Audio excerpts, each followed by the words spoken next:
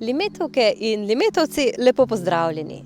Valentinovo večina pozna kot praznik zaljubljencev, a v resnici se za njim skriva še veliko več. Danes bomo razkrili legendo o svetem Valentinu, povezavo med Valentinovim in Gregorjevim, seveda pa ne bomo pozabili niti na jezikovne zagate povezane s tem praznikom.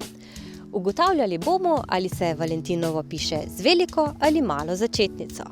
O pravem izvoru Valentinovega obstaja kar nekaj legend.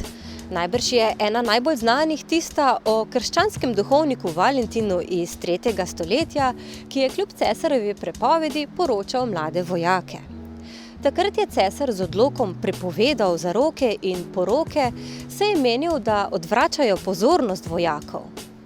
Zaradi njegove neposlušnosti je Valentina vrgel v ječo, on pa je tam spoznal ječarjevo hčer in se vanjo zaljubil. Tik preden so ga usmrtili, je z barvo, iztisnjeno iz vijolic, napisal sonet. Pa recite, da to ni požrtvovalno in romantično.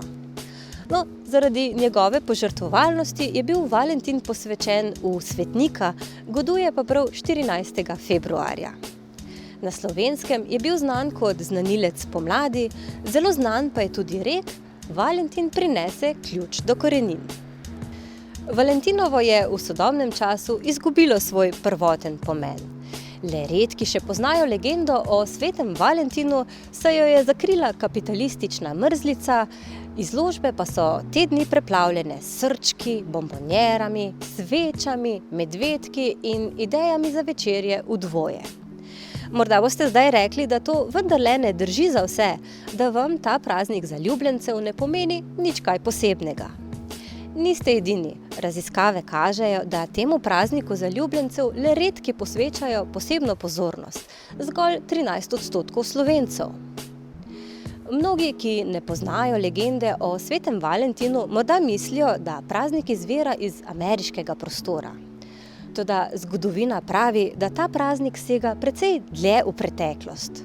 Morda smo v zadnjem času zgolj pozabili na njegov prvoten pomen in podlegli pritiskom trgovcev, ki nas že vsaj mesec dni prej opominjajo, da nikar ne pozabimo na ta dan svojim najdražjim izkazati prav posebne pozornosti. Nekateri pravijo, da je slovensko Valentinovo v bistvu Gregorjevo. Gregorjevo je poganski praznik, ki ga obeležujemo 12. marca. Radi rečemo, da je to dan, ko se ptički ženijo. Star običaj pravi, da so se dekleta na ta dan ozirala v nebo. Prva ptica, ki jo je mladenka zagledala, je pokazala, kakšen bo njen mož. Danes pa nekateri na ta dan v jezera in reke radi spuščajo papirnate umetnine z gorečimi svečkami. Ali to počnete tudi vi? Z etnološkega vidika ste zdaj izvedeli kar nekaj zanimivosti o Valentinu, Valentinovem in Gregorjevem. Kaj pa z jezikovnega stališča? Tukaj bi bilo dobro vedeti, ali se ime praznika zapiše z malo ali veliko začetnico. Marsikdo bi Valentinovo verjetno rad zapisal z veliko začetnico, po analogiji Prešernov dan ali Marijino vnebovzetje. A slovenski pravopis nam narekuje, da se Valentinovo in Gregorjevo zapisujeta z malo začetnico, podobno kot Jožefovo, Jurjevo, Silvestrovo, Martinovo. Saj gre za samostalnike, ki so nastali iz pridevnikov, na primer god svetega Martina ali god svetega Valentina. No, pa smo danes ugotovili, da se za Valentinovim skriva še vse kaj več kot zgolj pocukran praznik, ki so ga trgovci v kapitalistični mrzlici dobro izkoristili. Če vam je ušel kakšen podatek o legendi o svetem Valentinu ali kakšna druga zanimivost o Valentinovem in Gregorjevem, pa le preberite naš članek. Jaz pa zaključujem z ljubezensko mislijo Rumija.